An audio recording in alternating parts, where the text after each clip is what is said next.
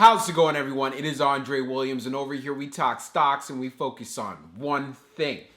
Always protect your profits. And you know what time it is. It is time for the joke of the day. If you're new to this channel, we do this 5 days out of the week. Maybe you had a long, maybe you had a stressful day, or maybe it was the market conditions where you came to watch this video, plus hear one of my corny jokes. Here it comes. What do you call a bear with no teeth? A gummy bear. But anyways, what we're going to be talking about today is OCGN.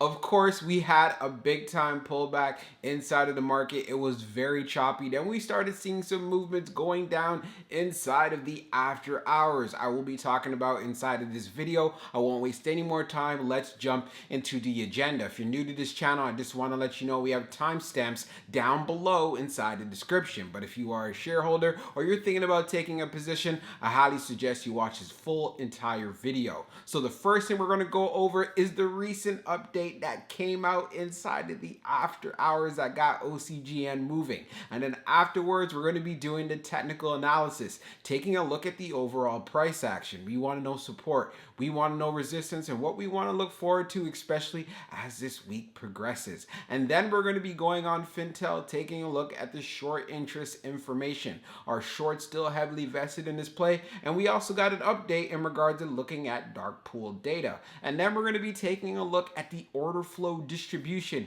where institutions loading up on shares today. We did see this last week. We want to see if there's a continuation due to the fact this is a pivotal week. And then we're going to be going into the final thoughts and as well as some more details. So let's get to it right now. So we're going to go over the update that came out in the after hours, and this is in regards to the 8K that was filed. So brief, Ocugen entered into a development and commercial supply agreement with Bharat Biotech International. So now let's go through it. Ocugen Inc. entered into a development and commercial supply agreement with Bharat Biotech International.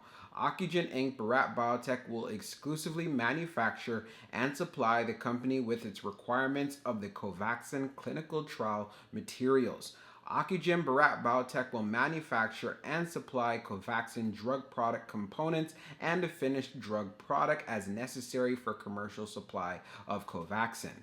Ocugen Inc. entered into a first amendment to the co-development and commercialization agreement with Casino Biologics Inc.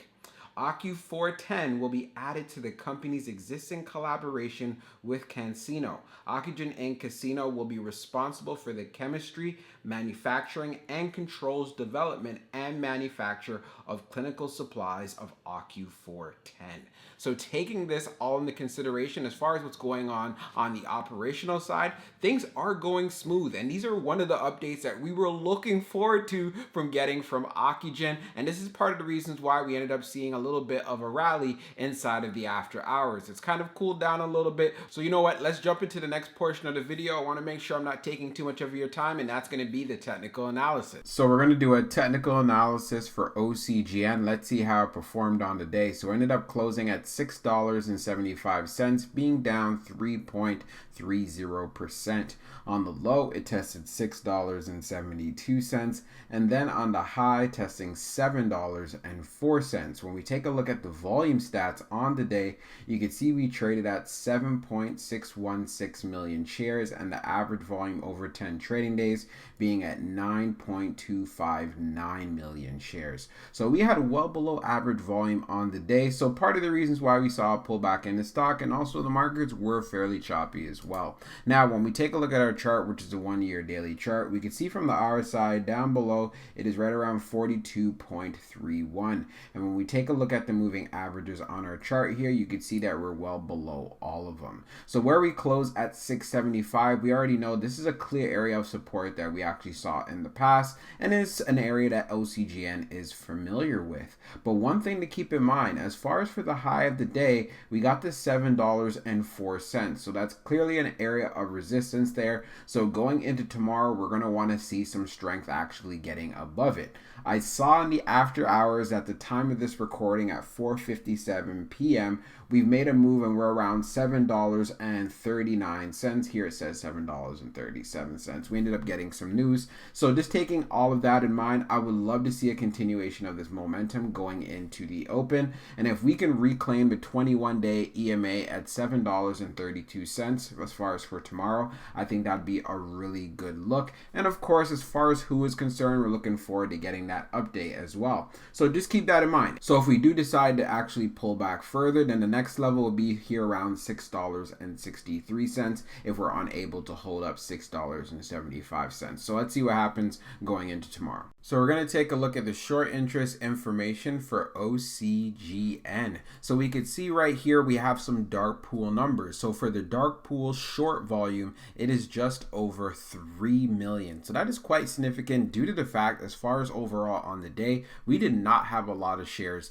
that were traded. Now, if we take a look at the dark pool short volume ratio, we have it listed here at 60.27. So scrolling down on the page, the short shares availability is at 300,000, updated just now. And for the short borrow fee rate, it's at 1.74%.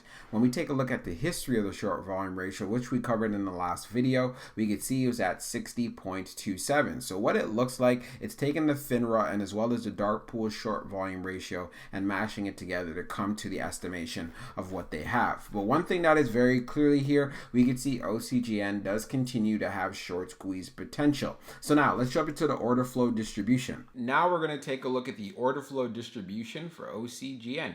So we can see here on the inflow, it was 9,763, and then on the outflow, it was 9,597.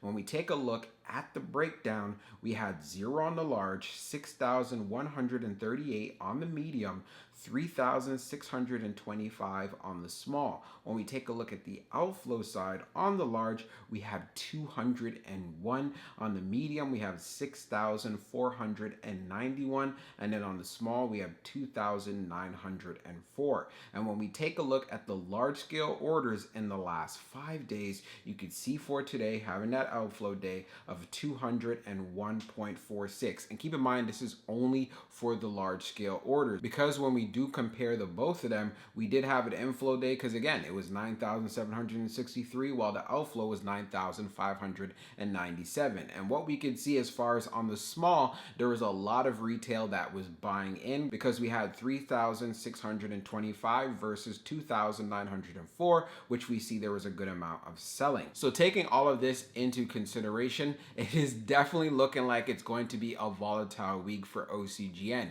But of course, this is something that we have been prepared for, and we definitely do look forward to it, especially if we end up getting that update in a timely manner from who. So now let's jump into the final thoughts and we'll go over some more details as well. So for my final thoughts for OCGN, it was great getting that business update in regards to their filing. Another thing to be aware of, we already know their focus is on gene therapies for curing blindness. So they're making strides in that particular area, and I think that's part of the reasons why the stock saw a brief spike. Of course, when I look back at it again, it has pulled back quite a bit. So it's going to be very interesting to see what happens going into tomorrow. Like I've said in previous videos, you can't only just focus what's going down inside of the after hours or inside of the pre-market, because most of the volume comes during regular trading hours. Another thing we do know, when we went on Fintel, OCGN does continue to have short squeeze potential. So this is one thing to keep in mind. If we end up getting the catalyst that we're looking for, which is at EUL, we could see some very strong moves to the overall upside.